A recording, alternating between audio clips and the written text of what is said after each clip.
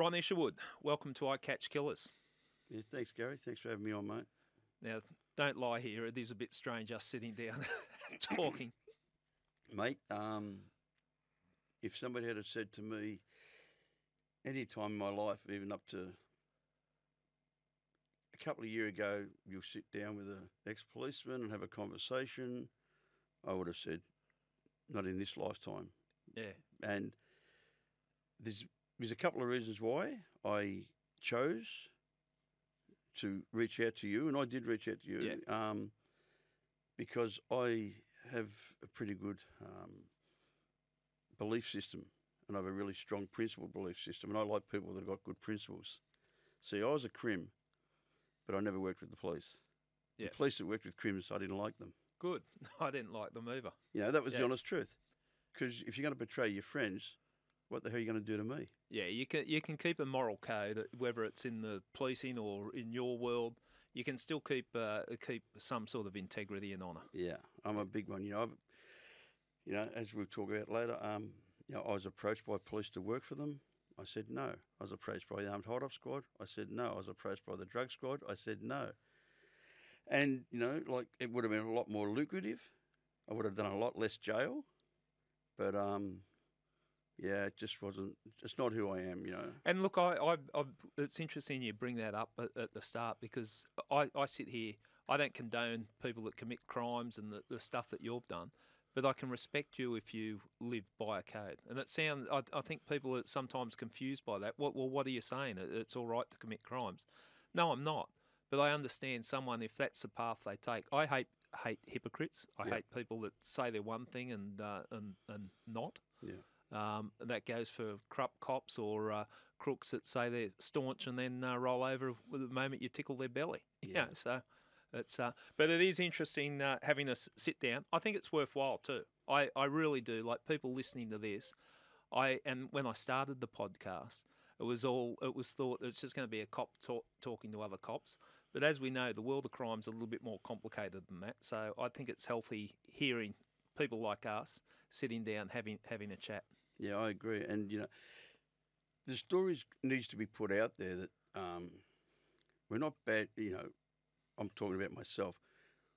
I wasn't a bad person doing bad things. I was a good person doing bad things. Yeah. I wasn't born a liar, a thief, and a cheat. And that's going to hopefully come out in the podcast. But before we go on, we better acknowledge someone sitting here. I don't know what I'll call him. I'll call him your muscle or your protector. Your bodyguard.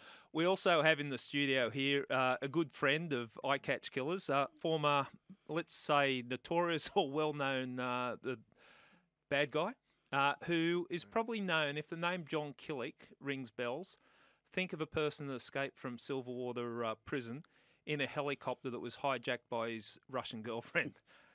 That's the person that's sitting opposite here is Ron's support person. Welcome, John. Yeah, thank you, Gary. It's good to be here again. And look, when I read this, Ronnie approached me with this book, and I didn't want to write another book. But when I read it, I just thought it was just such a story, such a unique story that's got to be out there. And I'm just honoured to be associated with it in any way. And what we're talking about here, and we haven't raised it, but Born into a Life of Crime, the book by Ron Isherwood and John Killick. And we'll talk about it later, but Born into and Life, L-I-F-E, of crime, but the F is blacked out. And so Born into the Lie of Crime. And I suppose that gives us a bit of an understanding what we're going to talk about today. Yes, I think it's a brilliant title, actually. I really do. Yeah. Well, it is a lie. Yeah. And the sad part is that by the time I'd realised it was a lie, I was already caught up in it. I was so deep that I didn't think I could ever get out. Well, I've read the book, and I got to say, it sort of blew me away. Your start in life. But before we get into that, I just want to. Where do you guys know each other? Did you do time together? We were actually. You wouldn't believe it. In 1971, Ron came into Pedridge for. You wouldn't believe it. 17 for attempted murders. Yep. But he went in, and I was in H Division, so we never met. But it took us a long time to meet. But we did go to different prisons, at similar times. We know a lot of the same people. And when I read the book, I just knew so many people that he talked about, and for us to both go back down to Pentridge the other day and do that launch, it was pretty emotional for both of us. I want to talk about that because that was Pentridge Prison. It was a pretty notorious prison back in its day. It was considered a tough prison. I'd put it that way. It's no longer operating as a prison, and it's set it up as... No, look, I like it. I'm not sure Ron is happy with the concept of it, but you've got movie theatres there, you've got kids running around, dogs running around in there, shops, coffee shops, restaurants where we ate. There's 16 of us got together there and ate down in the bottom of E Division, which is a place where I tried to escape from. I mean, and it was just, to me, incredible to go back there 55 years later. But I was with Ronnie when we went into D-Wing, when he first went there in 17, where, you know, it was really tough on him. And I could see that, to him, it brought it all back. And it did to me at first when I went there last year. But I think it's good now to have good feelings to walk in there, you know, because there was so much bad feelings, so much horror happened there that I think... And to me, it's the most important jail in Australia. So I think it's a good thing what's happening. Not everybody agrees. A lot of history there. Yeah. Ron, you're a 17-year-old going into that prison. Yep. What was it like for you going back there? Because I would imagine there'd be... Anyone can say, I'm not worried about going in the prison. I'd probably say bullshit. As a 17-year-old, you're going in the prison. It would have been pretty daunting. I was 17 and 2 months, so I just turned A 17. kid. I'd been involved in a shootout with the police where That usually gets you in the prison. 3 of us had been shot. Yep. One was shot in the mouth, and I thought he was dead. Another one had been shot with a shotgun, and I got the overspray. So I was already horrified. In the 70s, 1971, in the police force in Victoria, when you shot at police, you had an incredibly welcoming reception back at the police station that went on for something like 16 hours. They actually had shifts. They changed shifts of beating me as a 17-year-old kid. And so I was completely emotionally, spiritually, physically bashed, battered completely. Okay, and this is something that will come up, and it's come up in your book, and your time in police stations, interrogation rooms, and all that. And this is your story. You're on here, so it's to tell your story. I'd imagine there'll be a different version from the police that were involved or whatever, but we want to hear your story, just so we don't get into trouble with any legal issues. No names, no pack drills, and. Well, in the old days, in Victoria, if you didn't sign a record of interview, it wasn't admissible in court. There was no such thing as verbal like New South Wales had the verbal thing. We didn't have that system in Victoria. You had to be beaten into submission to write a statement, or they'd type up a record of interview and get you to acknowledge this, sign it, and then the sergeant would sign it. Otherwise, it wasn't applicable in court. So what era are we talking? 1971. In the 71. Okay, so it was... Yeah, a different world back then. 100%. Yeah, and you know, don't get me wrong. I wasn't a victim. You know, I didn't do the shooting in that particular incident, but I'd been charged for other shootings at the same time. While I was in custody on that charge, I was charged with another 2 attempted murders of some other gangsters that were shot. So you know, I've never ever said I was a victim. I've never taken that role on. I've never said, no, you know, poor me.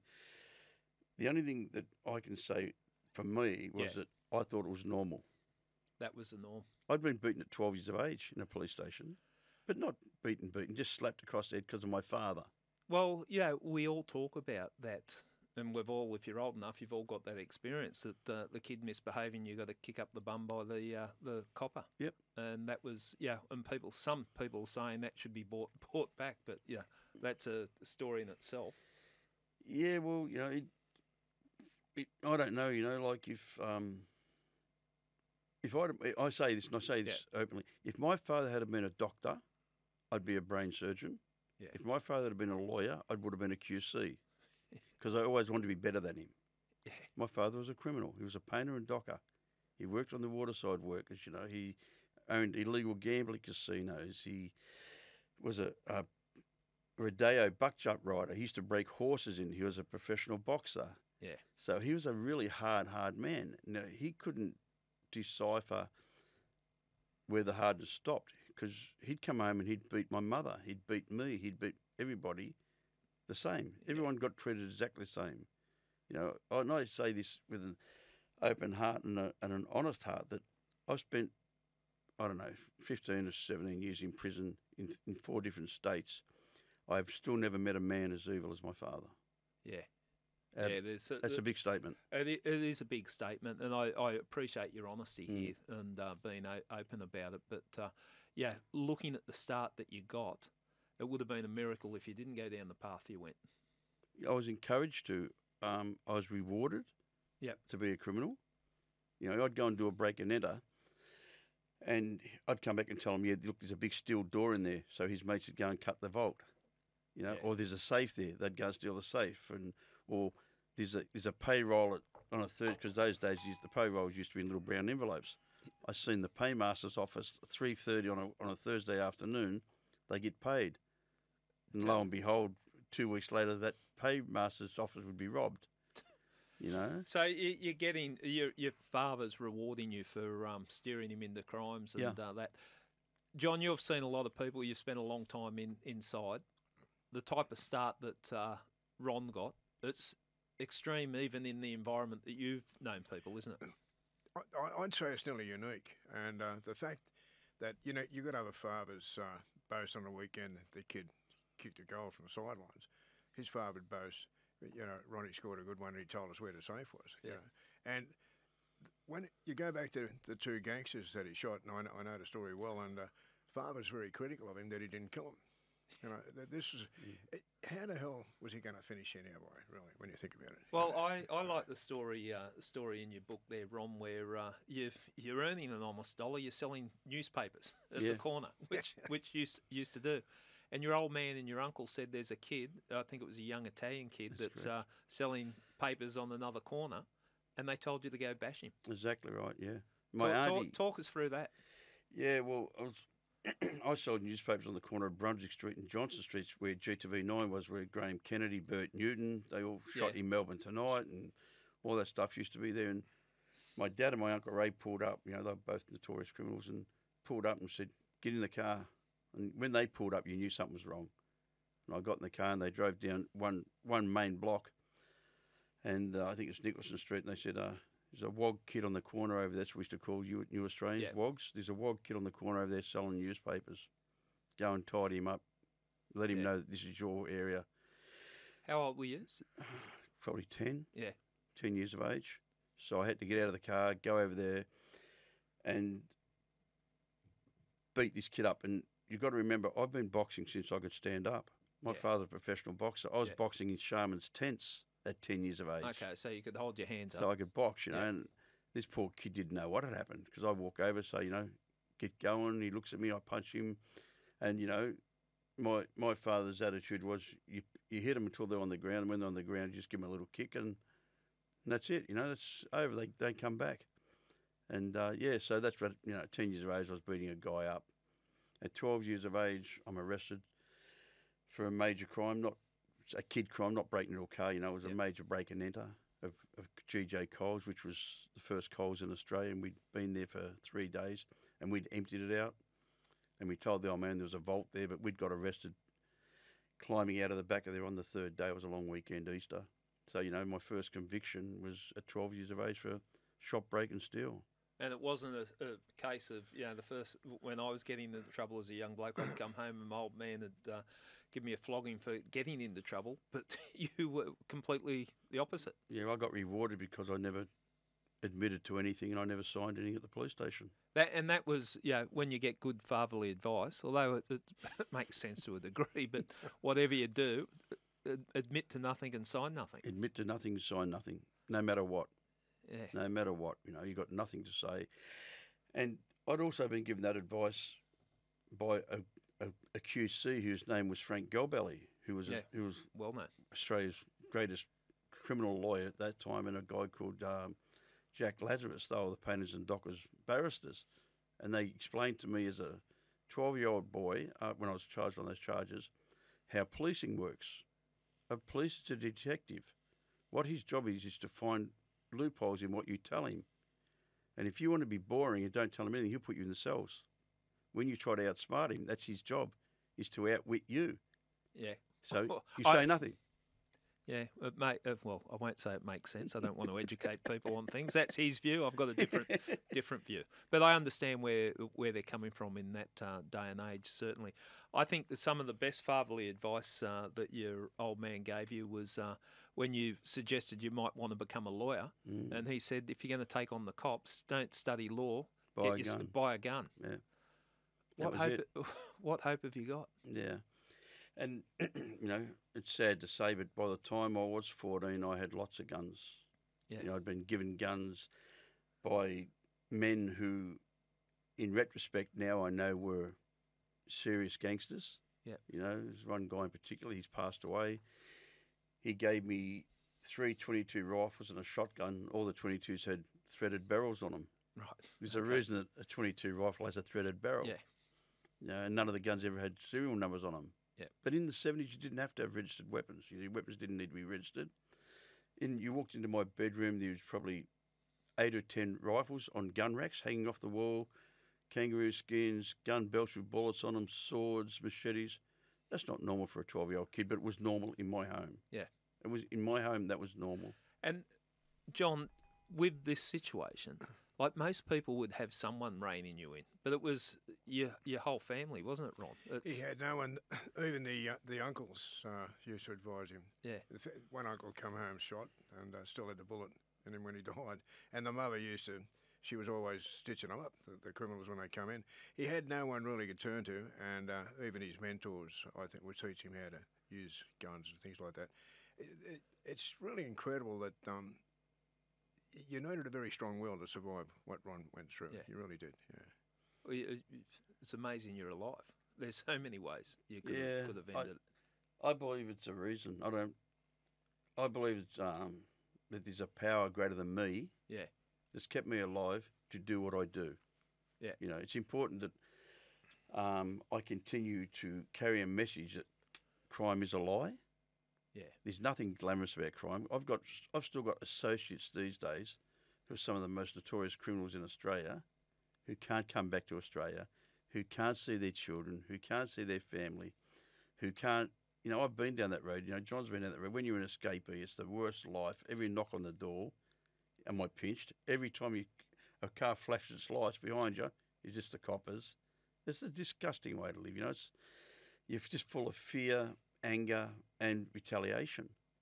Yeah, I understand the world that you're describing. I never got it. You're on the run, and every moment you'd be looking over your shoulder. I don't know how you find peace there.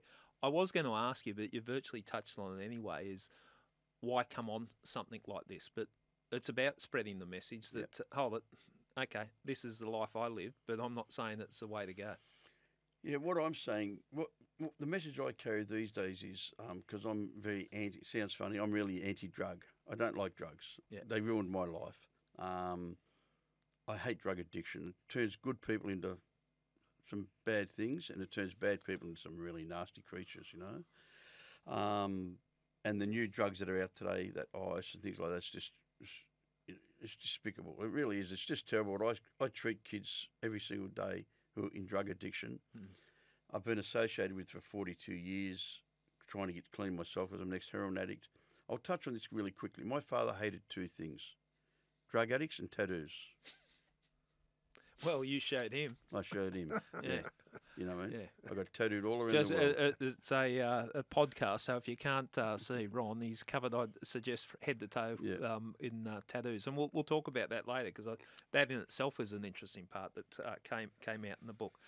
So, okay, your childhood, there's a passage in the book there that when you went to... Pentridge, I think you did 8 months as a 17-year-old, first up, that you'd lost the last of my humanity in that place they called Pentridge. Yeah, well, I'd been in the yards. I was what they called the boys' yard. It's like a pie. It's like a pizza pie when you're in D division. And there was the condemned yard where people were condemned. Then there was another yard. Then there was the boys' yard. Then there was the men's yard. Then there was the trial yard. And a message had come across from the other side of the jail, from the men's yard, that someone was a dog in the yard. And I'm only a 17-year-old kid. And I seen a young guy get stabbed in the yard.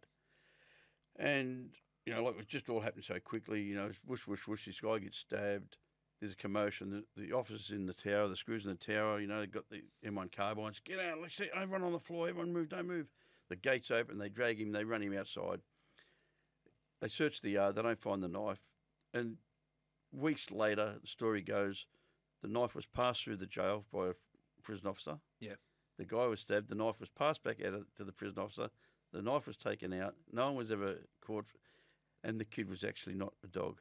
Right. The message had come from another guy on the other side of the jail who was well known, and he was the dog.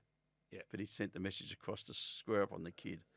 That's the type of shit that goes down in there, bud, isn't it? Yeah. It's the missed messages or whatever and extreme violence. And to me, that's when I start to realise it's like, wait a minute, where's this brotherhood? Where's this loyalty, you know? And excuse me, you know, I'm a 17-year-old kid, and I see men having sex together in the yards, and the officers are standing there watching because there's a tower over your yard. Yeah. Like you don't have there's no doors on toilets or doors on showers. Yeah. You know, in those days, everything was complete view and everything was okay. Nothing. You got yourself into a bit of trouble because you came into the cell one day and talked about a sexual act between two males. That's correct. They took offence to it. Yeah, no, and this guy was actually a murderer. Yeah. He'd killed another guy in prison, and I didn't know about it. And there used to be a saying in the old days, you know, I don't want to swear, you know, if you give head to another man, you know, you'll tell on people. You know, it used to be like a joke. Right, okay. It was like a cliche, you know, like, if you suck at it, you know, you tell on people. And that used to be a cliche that used to go around the system. And they were all in there smoking pot. And I said it, and so I went dead quiet. I got released, and I came back, because I was always really fit. Yeah. And I trained really hard. I trained all day, every day. That's what I did. That's what you do. You harden up, because either it's the prison officers or the crims. You've got to be prepared 24 hours a day, 7 days a week to defend yourself. Ready to go. You've got to be ready to go. So I came back, and I'd only been out a few months because I was a drug addict. I was in that cycle of getting out of jail, going back to jail, getting out of jail. And I heard that this particular guy, he's a big guy, was dirty on me. So me being not too bright, I think I was 70, 80 pound, which is about 40 kilos. Okay, so you're using heavily. I was using. I'm a heroin addict. Yeah. And when I use to kill myself. I don't use for pleasure. Yeah. Because addiction's about self-mutilation. So I cruise, you know, straight away, gate up. The screw goes, what are you doing? I just got to go to 10 Wing and see the boss, you know. I was in the hospital. That's how sick I was. I was full of hep C and I was in the hospital. Yep. And I was actually in there with one of your guys that you've had on there. He'd been shot by the police, and he was in the section in the same hospital with me at the same time. Right. And so, yeah, I just went there, and I went and seen him and confronted him, because that's what I do, you know. I'm straight up sort of, you know, I heard you do it. And he goes, no, not really. And he headbutts me, and we have a scuff on the police. The officers run out from downstairs and, you know, I can get out of there, you know, Isherwood, get back to the hospital. And I went straight back to the hospital, and I went to the kitchen, this section of the hospital, and grabbed the knife. And the old bloke in the kitchen knew me, and he said, mate, don't. It's not worth it. And then I got to the gate, and I was gate up, boss, and he said, Ron, piss off. You know, they knew what was going to happen. They said, piss off. Go back to your cell, you know. It's all, you know, blood nose and from where he had butted me and that, you know. And then I found out later on it was because him and the guy in the cell were homosexual, and had been having this relationship. And took offence to the joke that you made. Took offence to the joke that I made, but they didn't take offence when I was fit and healthy. Yeah. They took offence when I came back and I was vulnerable and weak. But that's it's like predators in that environment, isn't it? And that's why, I know I've spoken to you about it, John. You've got to toughen up to the fact that you don't take a backward step. Yeah. And how ridiculous, when I say ridiculous, I understand it's a matter of survival, but there was a sliding door moment for you. You could have spent the rest of your life in there if you 100% took to the bloke over a misunderstood joke that's escalated to that. Yeah. And the prison officers, John always jokes with me. He goes, I had a pretty good run in prison. Yep. I mean, like, I escaped once. And I didn't escape to get away. I escaped to go and get some drugs. I was a drug addict. But I came out of my... It's great. I swam from... They used to have a prison in Hawkesbury River, Milson's Island. Yeah, I know that. And I was reading in the book, I know it, that little island tucked away. And I think it went from corrective services to the mental health institute. No, the first one's Pete Island, that's the mental health, and the second one's further Milson. out. I'm further out. So, Have you ever heard of sharks? mate, and the worst part was I was smoking pot.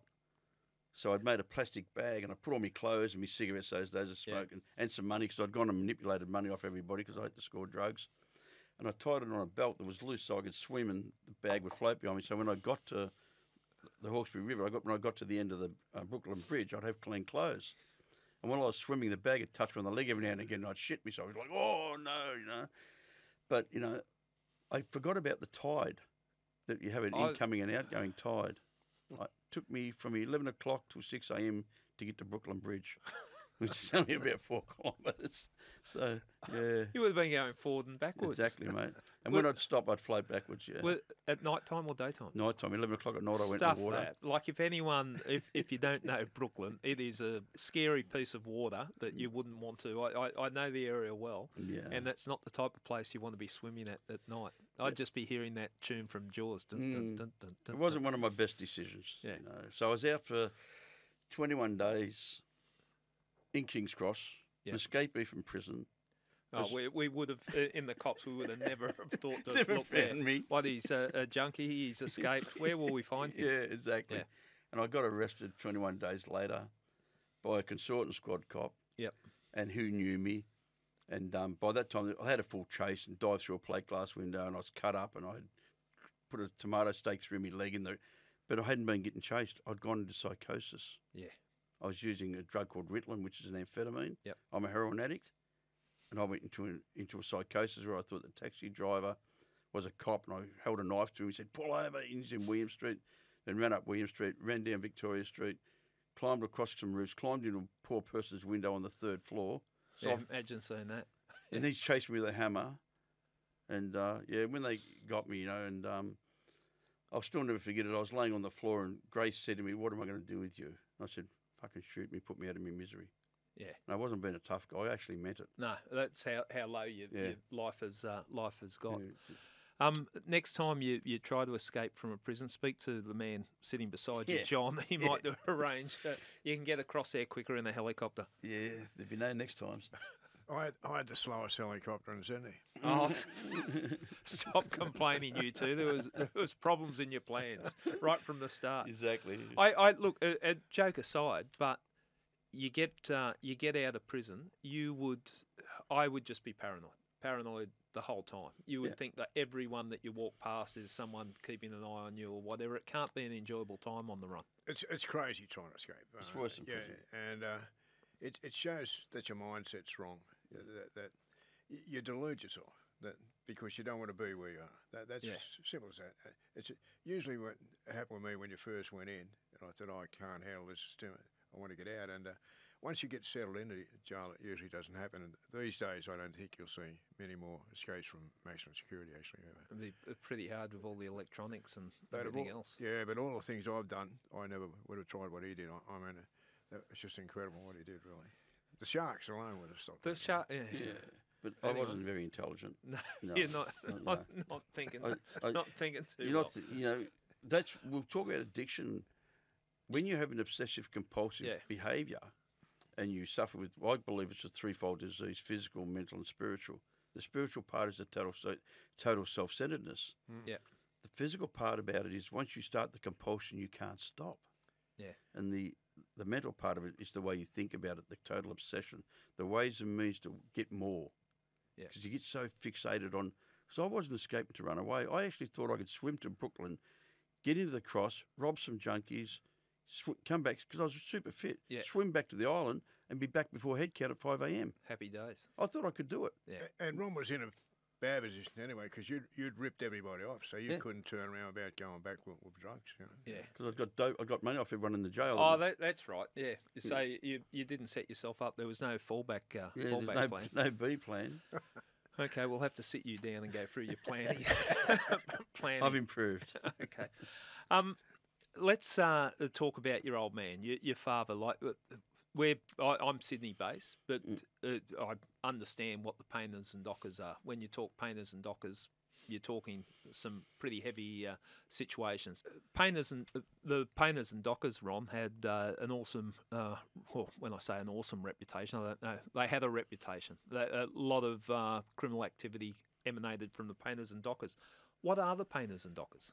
They were a federation. They were a federation union that ran the waterside. They did all the repairs on the boats. Any boat that would come into Australia from China or wherever, they'd have to come in there and get checked to make sure they were seaworthy, get the sides scraped off them, all the barnacles scraped off them, and because when they get a big build-up of barnacles on them, they're using more fuel, so they'd get repairs and maintenance basically. So what happened was there was a group of people that took it over and they made it into a criminal enterprise. Well, you've got the port entries with the ships coming in and the union power of the union. It was a union, and you had the wharfies who unloaded the ships. Yep. But the painters and dockers could also steal. We could steal off the ships because nothing were in containers. They were only on pallets. Yep. So, I remember we had electric toothbrushes before anyone had electric toothbrushes. Basically, we stole them. Go in there, help yourself. And they'd all come off on cranes, and they'd say, "Oh, that box fell off the crane," so that'd get shared up between the men. So it was a criminal enterprise, and you paid a fee to be part of it. And you'd go in the morning, they'd call it your number, and you'd get allotted a job. 473, and you were actually a member of the Painters and Dockers Union. You paid for that membership. Yep. You were given a book. Then when the coppers had come, they'd arrest you. They say there was a robbery on such and such a day, and they get back to the union, and one of the union bosses would go, no, he was working down at the dry dock on that day. He couldn't have been on that robbery because there's his book there. Look, he's signed in. There's the alibi. Yeah, there's the alibi, yeah. We'll talk about addiction.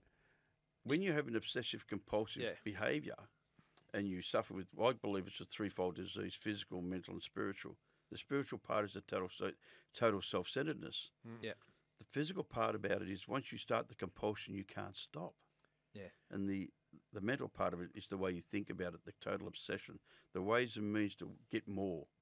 Yeah. Because you get so fixated on, because I wasn't escaping to run away. I actually thought I could swim to Brooklyn, get into the cross, rob some junkies, come back, because I was super fit, swim back to the island and be back before head count at 5 a.m. Happy days. I thought I could do it. Yeah. And Ron was in a bad position anyway because you'd ripped everybody off, so you couldn't turn around about going back with drugs. Yeah. Because I got money off everyone in the jail. Oh, that's right. Yeah. So you didn't set yourself up. There was no fallback plan. No B plan. Okay, we'll have to sit you down and go through your planning. I've improved. Okay. Let's talk about your old man, your father. I'm Sydney based, but I understand what the painters and dockers are. When you talk painters and dockers, you're talking some pretty heavy situations. Yeah. Your old man was tied up in the painters and dockers. Correct. My dad was part of the painters and dockers. My uncle was painter.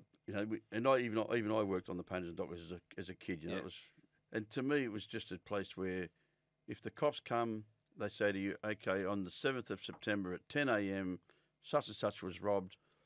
The painters and dockers have a book where you said you're at such and such a island or on such and such a boat working. It couldn't have been you. Right. Okay. It was just, it was just a thing. They had their own rort where they were extorting shipping companies. They had ghost wages. There might be 60 blokes working on the boat. Yep. There'd be 160 blokes working on the boat. Yeah. So there's cream coming everywhere. And they also catch and kill their own. Yeah. That's the motto. The painters and dockers, we catch and kill our own. And what happened was in 1971 or 72, Billy Longley, who's called the Texan, and a guy called James Baisley, who are both all dead now. I got out of bail from the shootout with the police after 8 months sitting in remand. And I get home, and Billy Longley and his wife, Jimmy Baisley and his wife, were all staying at my father's house. Yep. So I get home to this house full of people, and, I'm a kid, I've just got out. I'm out on bail on 4 attempted murders, shootout with the police. They would have been proud of you. They were proud of me, yeah. And also, I'm a really good shot. Yep. I practiced, I got brought up by a gunsmith, so I was very, very good with weapons. I could change firing pins, I could change barrels, I could change actions. Very handy. At 14 years of age, I could turn a weapon that was used for something bad into something good. Yep. So you didn't have to throw away the weapon. All you had to do is throw away the mechanism. Pin. The firing pin or I'd change the whole slide on it. If it was an automatic weapon, I'd change the whole slide because of the ballistics. For a 14-year-old kid, I should have known what I knew. By the time I was 17, I was very good at what I did. Yeah. So I get home. There's this crew there. They're bad guys. They're bad guys. You know, I'm talking about on the kitchen tables and 2 Owen guns. You know, these 45s everywhere. These guns all over the house. You know, these shotguns. There's this everywhere. And they're at war with the painters and doctors because they try to take over. And there was a big, you know, it's public information. There was a big shootout at the dry docks where they fight a machine. Baisley or Longley was supposed to fight a machine gun. How you miss someone with a machine gun, I don't know, but unless you want to fight a machine gun at the Union Rooms, and then it was tit for tat. There was a guy called Alfie Nelson, the ferret whose body's never been found. I called him Uncle Alfie. I loved him. Yeah, these are the people. These are the people that I grew up with. I loved him. Yeah, he was. Every time he came to our house, he brought chocolates for me as a little boy. And as I grew older, you know, he encouraged me. And he wore the suits and the hats and all that sort of stuff. The old school. That's how I dressed as a 14-year-old kid. Yeah, I saw that photo of you. That's how my father dressed me. Ron, the book, Born into a Life/Lie of Crime. Picture on the back. How old were you on the picture? I was 14 years of age, dressed in a handmade suit that was made to me by Johnny's at Carlton. The shoes were made from an Italian shop in Smith Street, Collingwood, called Cosmanos, and the gun I'm holding was called a USA 22, which was a 22 automatic, fully automatic gun with a silencer on it. We're not talking the toy gun that you got for No, your it's birthday. not a toy gun. It's a gun that would put holes in rabbits. Could in cars. Do a lot of damage. And you're wearing a hat as well? Yeah, wearing a pork pie hat. And my dad dressed me the same way as he dressed himself, and so it was a mini-me sort of version. John, you remember the era? Does that send a chill down your spine, seeing a kid dressed like that? Absolutely. No, I've never seen anything like it. Yeah. And it's out of my league, really. Yeah, it's just out of my league, this is the stuff of movies. This is it's crazy. It's quite creepy. The gun that I'm holding there is called a USA 22, which was a machine gun, but it was a 22 caliber, which means you could be silenced. Yeah. So all of a sudden now you've got a machine gun 22. Pretty handy weapon to have. Which is a handy weapon to have in close range, if you're into that world. So then they say, okay, we're going to go and square up with some blokes, and every night we send 2 carloads. We'd drive around the city looking for the other team. And when we're talking square up, you're armed up like that. It's not going to be a hello and oh no, it's takeaway. Yeah, you're not eating in, you're taking them away. And that's what it was about. It was about takeaway. It was all about. Most of the successful murders that were done in Victoria, the bodies have never ever been found. Yeah. Donna McKay. Yeah. Never been found. It's a difference from what's happening up here in Sydney at the moment, where they're doing very public shootings. But I understand that culture of someone's just disappeared. But in those days, it was against the rules to shoot at someone's house. Yeah. If you shot at someone's house and you're in a gang of criminals, they'd take you away. Yeah. You don't shoot at people's family. So this is okay to explain that, and let's expand on a little bit, because this is interesting, like the changing landscape. Like it's all you hear different sayings, the rules have changed, that type of thing. But okay, the rule there was you don't shoot up other people's houses. You never shoot in front of the wife and kids. Yeah. They were never part of it. They broke that rule with us. Billy Longley and I, this is where I had the fallout with Billy Longley. Billy and I used to have a pump-action shotgun that was given to me by a very famous gangster, and it was my pride and joy. Allegedly, that gun was my toy. It was mine. Yeah. It was my gun. It was it was immaculate. We were walking outside, and I used to break into 2 pieces. I used to fill the bottom magazine up because you've got a cylinder at the bottom of a pump-action shotgun, and I'd take the top barrel off, and I'd put it into a little bag that big, and I could carry it. And we were walking out the front door, and as we walked past, a falcon drove past the front of our house and started shooting at us. I dived on the ground. We had a small wall about 1.5 meters high, and I started to put the shotgun together. Well, Billy Longley used to carry 2 45s, pulled a 45 out and fired 2 shots into the ground. He didn't shoot at the car. Yeah. And I seen that because I'm trying to put the gun together. I'm struggling to put the gun together because I'm going to retaliate. I don't know if they're dropping you and coming back or what. I'm trying to put the gun together. Well, then we jump up, the gun's together, we run out in the road, the car's gone, we run back inside, we jump in the cars, we go looking for the car. When we come back, I say, Longley's an effing dog. because he wasn't actually trying to shoot. He wasn't shooting at them. He was just making out that he was Exactly. shooting, putting two in the And ground. then, and he's notorious. He was dirty, done a lot. He'd been charged for murder. He killed his wife. You know, to me, that's not a big crime. Yeah. You know, it's not a criminal crime. He killed your wife. And I'm oh, look, we've got to wind that one a bit. yeah. Well, that's not a crime. Mate. That's horrible. Yeah. Oh, good. That's no good. gangster yeah, shit. That's not okay. gangster. Okay. Yeah. And this is where I want to. Yeah. This is the type of code Yeah. we're talking about, because when you said that, I thought I can't let that slide through. Yeah. Like murdering your wife, it's a piece of shit job. Exactly. To me, do it's that. a piece of shit job. But Yeah. smacking your wife's a piece of shit job. 100%. Okay, well, we're all on board Yeah. with that, and that's the code I'm looking for. Or that's Yeah. what I'm trying to understand. But what you're saying, that's not a crime. That's just a coward's way. That's of, just yeah. that's Okay, not a so, crime. That's a scumbag. In terms of gangster world, it carries To no me- credibility. knocking your missus and touching kids are very close together. Yeah. Yeah, I've got a real hatred for pedophilia. yeah, I've got this incredible hatred, which I think I talk about in the book. Where yeah. you know, We'll talk about so- that, and then you got a good reason to Yeah. hate it. Can I just Yeah. intervene here for one minute? We're talking about a shooting. This kid, he shot two gangsters, and I remember that night when your father was in the car with you, and it was full on. It was them against you, and this stuff with Longley saying they're shooting at you. But I remember there's also, you've got to get across. He wasn't a kid. He still had that good streak at him. You're outside the nightclub waiting, and the guy was in there, and in the end they just wanted to shoot. The that guy was a out two-up front. game. Yeah, And you wouldn't do it. You wouldn't have anything to do with it because he's just totally innocent young guy, wasn't he? yeah. That was after this would go on with Longley. We'd all go searching, and before that happened, a couple of nights before that, we'd gone to another two-up game. My old man owned Yep. two-up games in Melbourne, and the opposition two-up game was what called Nappies, and it was another two-up game right next to the Victorian markets. And we pulled up out the front, and I had a Sport Go 22 with a silencer on it and scope on it and all that stuff, you know. And they said, "There's a bloke on the door, the doorman. Gets Yeah. $10 an hour or something to stop the Yeah. cops from coming in, or to stop the drunks from getting into the illegal just a gambling bloke, casino." doing Yeah. his honest days. And they living. said, Yeah. "Just put one into him. Just put one into his leg or something." Yeah. And I looked through the scope and I said, "That's not who we're looking for. We're looking for a couple of brothers that are notorious, hard gangster men that done a lot of bad Yeah. stuff, and both of them ended up by getting killed and taken away, and not by me, but you know they got what happens." And I looked through the scope and I said to him, "That's just some squarehead working on the door. Yeah. So he had that in him, you know. He still Yeah. wasn't just They to just shoot said- anybody, you know. Just Yeah. put one into his leg. Don't knock him. Just put one into his leg." And I said, Yeah. "No, I'm not going to do that." I said, "That's someone's father or someone's husband." I said, "I'm not doing that."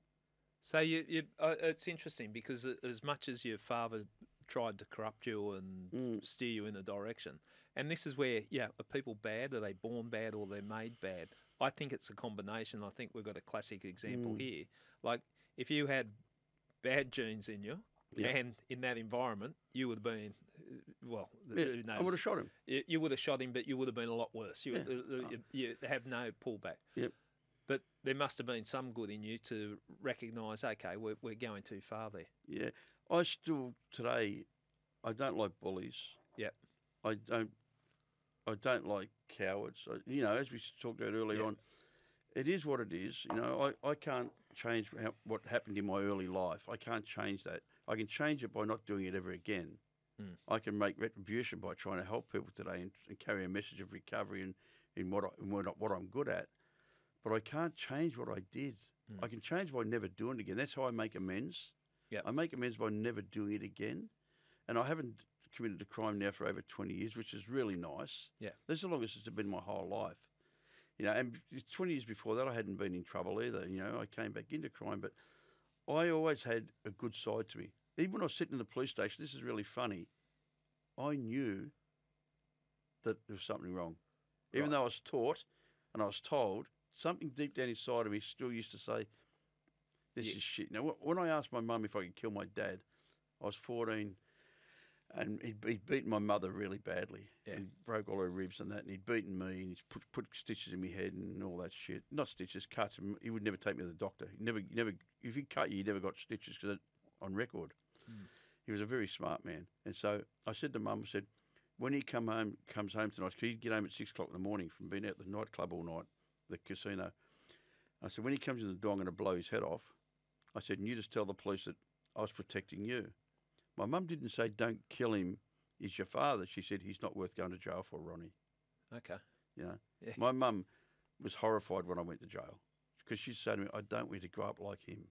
Yeah. I don't want you to grow up like him, you know. And the funny part is, going, my mum died on the 5th of March 1974. I only went to her grave last Saturday, the first time ever since her burial. I haven't been able to face it. What's just too confronting? Yeah, I just pretended she wasn't dead. And Yeah. I started using heroin 8 weeks after my mother died. Right. Okay. So, you know, that was the... Yeah, and look, I appreciate you being so open with the things, because I think with the things that have impacted on your life, because I think people should try to get an understanding of what it's like. And people, can you distinguish between, you've talked gangland stuff, and then, but gangland stuff is not bashing, raising a hand on a woman, or you know, killing your wife. No. That's not respected. It's a strange world. Yeah, But- oh, look, I just, that's why I called it the live crime. Yeah. Because they talk about all these principles and this loyalty. And today it's 10 times worse than what it was when I was a kid. Even though it was murky, now it's black. Yeah. You know, these days they shoot your mother. They'll shoot your house up. Well, I know, yeah, I'm talking the 80s when I was in the cops from then on. So it was sort of the tail end of the 70s era. Yeah.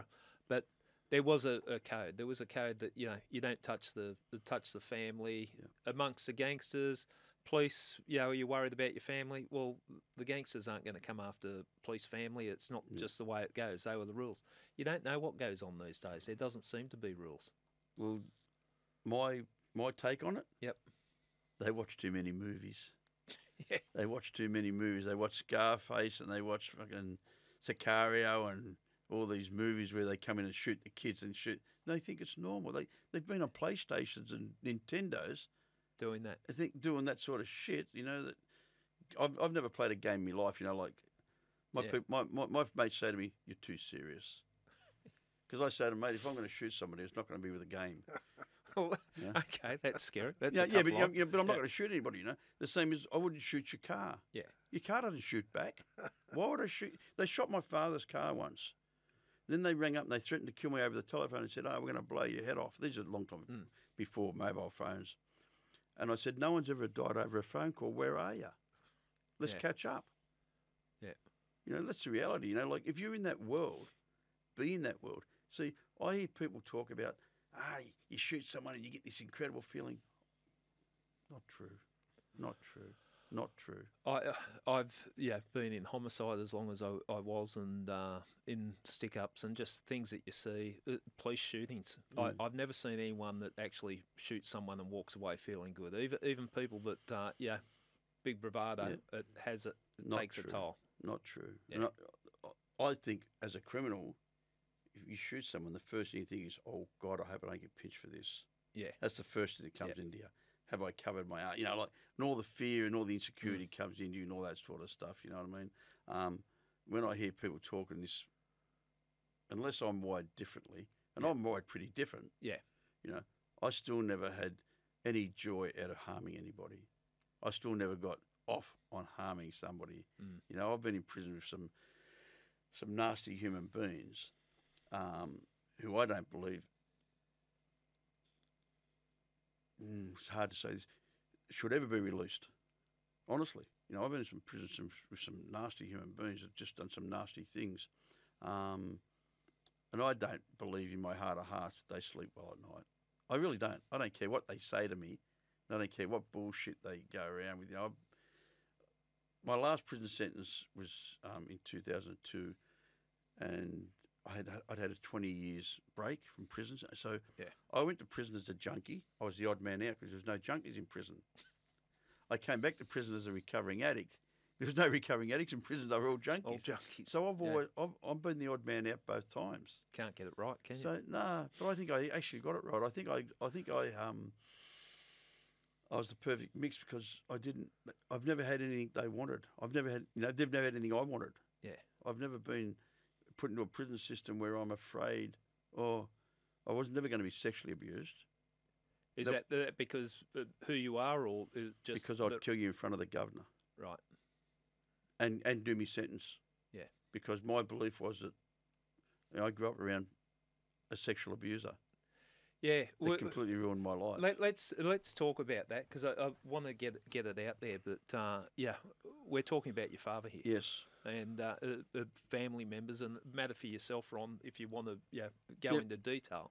But what we got that your father, and I'm saying this after having a chat with you, so I'm not just sort of pulling this out, that, tough guy, gangster, well respected in that world, but there was a dark side to him that crossed that world completely, that he was a sexual abuser of children. Yeah, and you can call it, people go, oh, she was 15 or 16. She's still a child. Yeah. She's still a child. He tried to, he was just a sexual predator, full stop. He tried to have sex with my wife when I was a 17-year-old kid. I married a young girl. Yeah. And I was in boys' home. I was in jail, and she's living at their house. And he tried to have sex with her. And when she knocked him back, he smacked her and said, "If you tell Ronnie, I'll kill you." Mm. Before that, go back even before that, in 1971, when 1970, I was in a relationship with a 26-year-old woman. I was a 16-year-old boy. He tried to have sex with her, and so he was just a sexual predator. Yeah. And then I found out that he was, later on in life, I found out that he'd been sexually abusing my stepsister. Yeah. And now he's a guy that, people all my life would like, oh, your old man's a good bloke, and he's a tough guy and all that. And now people are horrified. If people go to me, oh, your old man's a good bloke, I say, mate, don't go down that street. Yeah, it must be deeply personal. It was really nice to get to a point where I could say, don't go down that street. Yeah. Because I was scared of him. He tried to shoot. I slammed his car door. He jumped out of the car and tried to shoot me for slamming his car door. Fired 2 shots out of a 45 for slamming his car door. Yeah. And he said, don't slam the fucking door. I said, I didn't slam the fucking door. He jumped out of the car and went boom, boom. And I jumped the fence and got away, ran away from home. He had some issues, didn't he? Oh, a couple. His upbringing. We get asked this question a lot. My auntie was at the book launch in Prentice the other day, and she wasn't around in the early days. He beat her. He beat his brother. He beat everybody. My grandfather came back from the Second World War, a very highly decorated soldier. Mm. Highly decorated soldiers mean they killed a lot of people. Yeah. That's what highly decorated soldier means. They're going to carry some trauma. They're going to carry some. My grandfather was as quiet as a mouse. My grandmother, on the other hand, was 6 foot tall, about, what do you call it, over 200 pound. Yeah. 130 kilo woman, big lady. Fat woman. Yeah. And when she'd go to the pub, I'm talking about in the 60s and 50s, she put half a house brick in her handbag. So when the fight broke out, she'd be hitting people up the side of the head with half. So Grandma had some issues. Yeah. On my mum's side, my grandparents were alcoholics. Yeah. Even though I remember them, but I don't remember them. But I remember a story, and they all tell about it. We lived in a country town called Swan Hill and had the Murray River running beside it. And they drove an old A-model Ford off the bridge in the middle of a rain. It'd been flooded, and the car gets washed off, and they swim to the banks. And my grandmother said, "Did you get that flagon?" The old days used to have the glass flagons of wine. And my grandfather said, "No, I didn't." She said, "Well, you better go back." And he fucking dived back into the flooding river to get the flagon of wine out. So that's an alcoholic. That's an alcoholic. Yeah, I reckon. Or he just desperately wanted a drink. That's okay. Yeah, so that's my family. Some background. Yeah. Even the friends that you were hanging out with, like I'm looking at some of the ones. Where is it? There's a quote, and I'm not sure if it was on one of the podcasts you've done. It might have been on the Clink with Brett Simpson. Shout out to Brett, good fella, and does a great podcast. That most of the people that you grew up with are either dead because they've been shot by police, or they've been shot by other criminals, or they've overdosed, or they're serving life sentences. Every single one of them. It's really funny. Like I grew up with a guy called Graham Jensen. It's a massive case with him. We were shot by the police in Victoria. Was that the part that caught up with the Walsh Street murders? Yes. Talk us through. Yeah. Well, Graham and I grew up together. Graham and I were arrested for throwing bottles at police cars at 10 years of age, 11 years of age. I would have arrested you. For a bottle at police car. We were on top of a building and we found a whole crate. At the early days, all soft drink bottles came in cases of bottles, and they'll deliver to your house. Yep. And we'd gone somewhere and we found them, and the police cars were driving past. It was near Russell Street in Sydney, in Melbourne. We're throwing bottles at the police cars. You know, we're kids, but we've got a hatred. You know, we have got a hatred. We've been taught that the police are the enemy. Well, your first childhood memory, if it serves me correct, you're a 4-year-old, Yep. and you remember the police bashing the door in, coming in, and flogging your old man and arresting him. My old man was already arrested. They brought him in handcuffed with blood all over him, and my old man was immaculately dressed all the time. We all had tailor-made suits, handmade shoes. That had to be the way you dressed. And I remember him coming in. He was handcuffed. There was blood all over him. And in the old days, you know, they just threw everything out of the cupboards and walked all over it. And my mum was there, and my sisters were crying. So that was my first memory at 4 years of age. And I sat up in bed and I went, bang, bang. Now, again, podcast, but pointing my fingers at the cops, pretending to shoot the cops. And the cops used to be dressed in suits. You couldn't tell the cop from the crim in the old days. Everyone used to wear suits, collar and tie, pork pie hat. All look the same. All look the same. And, you know, and today they're doing the same thing. You know, they're all wearing Adidas suits. No. But you know, you know. So we were brought up with that. You know, you don't tell the coppers nothing. The coppers are the enemy. And because of my upbringing, I believed that, and yet deep down inside me, I didn't. I didn't really believe that they were the enemy, because I still, even today, as I said in the beginning, there's good and bad in everybody. Yeah. There's good and bad in everybody. If you're a crim, stick by those principles, but don't whinge when you get pinched. You'll never hear me say I'm a victim. Yeah. You'll never, ever hear me say I'm a victim. They're choices that I make. Don't whinge if you get pinched. And I've said it to the cops years ago. It's a game of cops and robbers. Your job is to catch me. My job is to get away with it. You know, there's no... honestly, by the time I grew up and I became my own man, I got away from my father because I detached from him, and I was a junkie and I was stealing drugs, and, you know, the world had changed. Went from being into gangster criminal shit to being a drug dealer. That happened in 1974. I had my first injection of heroin, and I fell in love, and I didn't know why, but what heroin did, it took away the pain of living with this, knowing that my father was a fraud, and that I'd lived a life of lie. I'd gone to prison for him. I'd gone, you know... I can understand what you're saying there, Ron, that you've gone through a lot of pain, a lot of suffering, and all on the premise that I want my old man to respect me, do the right thing, and then you realise he's a fraud. The very things that he's been teaching you, he hasn't... It's all a lie. And that's why we changed the book to Born to the Lie of Crime. When I first wrote the book, I wrote it in prison, I called it The Truth About Nothing. And my wife said, your life's not nothing. But that's how I felt. Yeah. You know, the truth about nothing. You know, my life was nothing because I'd lived this life of lies, you know. And, you know, I don't know whether it's a good thing or a bad thing, but I've known most of the criminals through all the decades, and there's only a couple that I respect. There is. Yeah. There's only a couple that I respect right through the whole decades of all the generations of criminals from right back to the 60s to right up to today's criminals. And the ones that I respect are usually the ones that have never been caught. They've never been arrested. Well, they're the good crooks, aren't they? Yeah. In terms of, okay, if that's living a life of crime and they're not getting caught for it. Yeah. But getting back to that Jensen, is it? Graham Jensen, yes. Graham. He was shot and killed by police? Yes. Yep.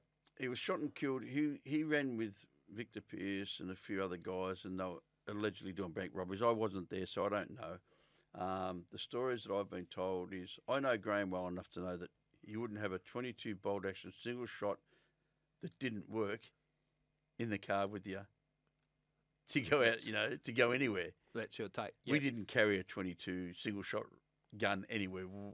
Who would? You know, let's be honest, like a 22 single shot's not, it's one rabbit.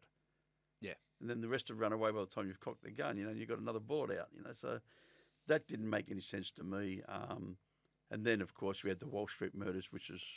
And that was, for people that don't know, the Wall Street murders were my take on it is that it was a revenge killing. It wasn't, yeah. That two young police officers were targeted, set up, and they were killed.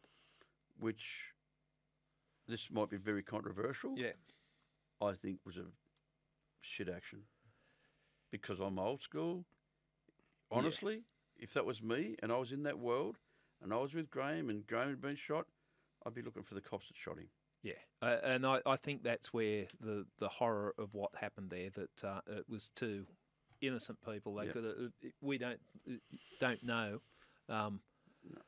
but yeah, that's watching from Sydney. What was going on down there? We of the belief that that's just taken it to a whole nother level, and I can understand from the world of crime if someone's been taken out or killed by the cops and that raises the anger. I can also very much see it as well that when I thought, fuck that, when two innocent cops had just been blown away like that, I was angry. Every cop was angry. And I think to give people an understanding how remarkable it is, like us guys are sitting down having a talk about it, that is where it just escalates, doesn't it? Yeah. That aggression, and it's more than aggression when people's lives have been lost, but it just kept escalating. But that's, to me, it's just, as I said to you, go and shoot the cops that shot him.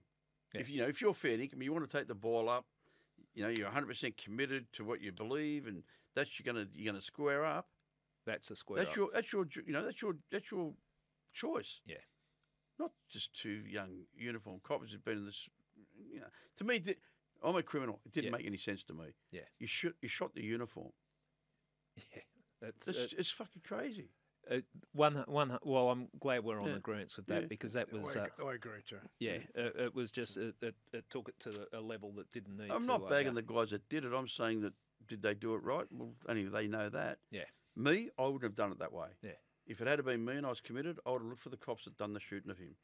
Well, if I was his mate, If that was the way you were going to square up, yeah. it makes sense. But there again, there's lies that messy code that's in the criminal world, and police. Like I know you've had tough times in the interview room with police, and I'm not. This, as I said at the start, this is your story. I'm not going to defend it. They'll have different versions. 100%. But your memory of an interview room wasn't too happy. I see John sitting over there, laughing. What are you saying? Memory. Yeah. I think it's more than that. Okay. It's all right. No, well, a fair call, guys. I know where you're calling. But I ask you to come on to the podcast, and you're telling your story. As if I bring the ex-cops or cops on, they tell their story. So your story. I always say there's three sides of the story. My side, your side, and the truth. Okay. There's always three sides of the story. That's probably a good way to put it. Yeah. I was incredibly abusive, to be nice. I know that I was a handful.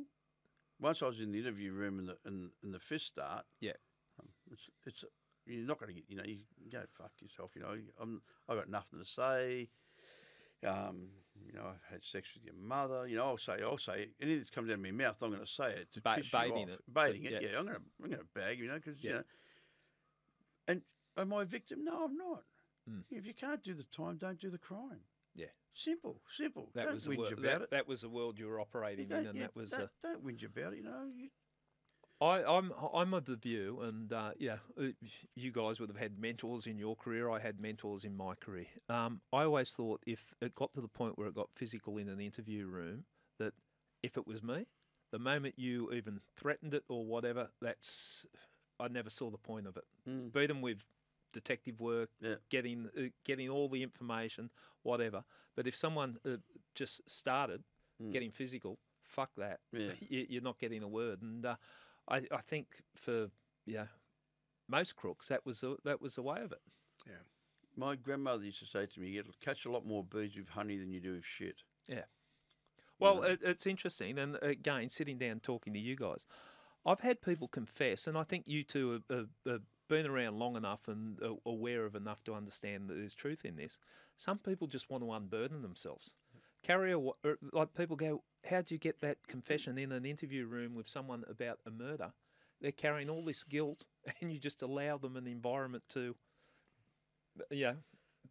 unburden themselves. I think too, from what I've seen over the years, with murders particularly, a lot of them, it's never committed any other crimes, and that's the way they feel. Yeah. As we know, like from my experience, most murderers don't ever commit another crime again. Yeah. They're out of passion, unless they're, the hitman. Yeah. That's a different. Or you got the creepy dude serial killers. Those ones, but they're in another. Yeah. Yeah, they're in another room already. And I've been in jail with guys that have stabbed somebody 36 times, and because of my belief system, and it's been a female that they've killed or something, I've said, what did you get room service? Did you have a rest? Did you have a smoke in between? Like, what the hell was that about? Yeah. Like, I'm wired funny. Okay, I don't pretend that I'm not wired funny, but you don't harm innocent people. Yeah. You don't harm women and children. You don't harm. I only have one memory where I actually hit somebody in the process of a crime, and I still felt bad about it. And they were refusing to give me the money, and I was like, "Give me the money," and they wouldn't give me the money, and I hit them and that. And I still never felt good about it. So, and yet, if it was a gangster who was part of the other crew, I could do things and have no remorse. Yeah. So there is something, I believe, inside of us that's a good and an evil. Yeah. Most definitely. Yeah, I've seen some people that are completely bad, but I would say most people have some. The good people have a little bit of bad in them, and bad people have a little bit of good in them. It's the way of the world. We might take a break here. We're only scratched the surface of a very, very colourful life. When we get back, we're going to talk about the drug addiction because that played a. That's the thing I like. Yeah, and that's what where you're steering your energies now and making sure people don't go down that path. We'll also talk about how you stayed out of prison for 20 years, but then ended up back in prison. And I sit here with you guys. I sit here with John. I was cranky at John when I was reading your book. Every time you seem to be making a go of it, you slip back into that. And so we'll talk about that because I think it's something that people have got to understand that from the life that you guys led, it's not always easy to go straight. Yeah. And you have to work at it every day. Thank you. Yep. But let's discuss that when we get back, part 2.